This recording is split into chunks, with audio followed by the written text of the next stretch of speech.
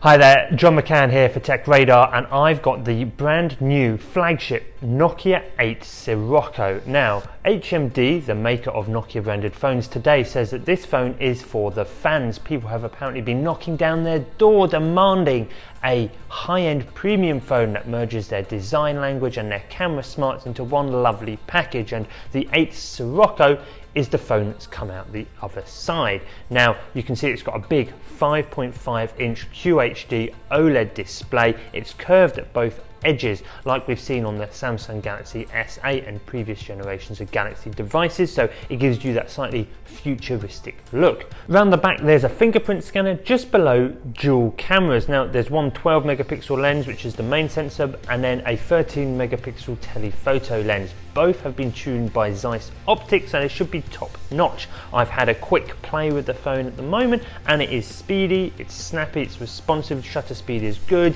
The lighting conditions aren't particularly brilliant in our demo area, so you're going to have to reserve full judgment of that camera until our full review, but it is relatively promising. Back to the front, there's a 5 megapixel front facing camera for all your selfie loving, and looking round the phone, you've got a USB-C port at the bottom, but there is no headphone jack.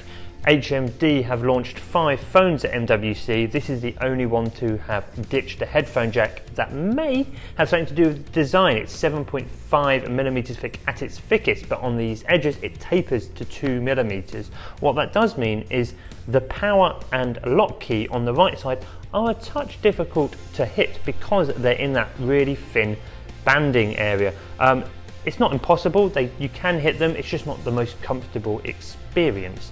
It does look and feel great though. 95% of the surface area of this phone is vacuum molded Gorilla Glass. That should be super tough, but it does mean it is covered in an awful lot of the smashy stuff. So we're hoping Nokia has done enough to really harden that exterior. It does feel nice and solid. It's built around a stainless steel frame as well, which really keeps it solid.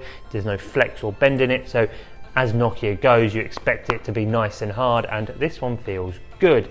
Under the hood, there's a Snapdragon 835 processor and 6 gigabytes of RAM. That is plenty of power, although not the latest Snapdragon chipset. You'll be seeing other phones launched this year with the Snapdragon 845, which is the latest flagship offering. So it is sort of last year's power under the hood, but HMD's reasoning for this is because it could get it to market quicker.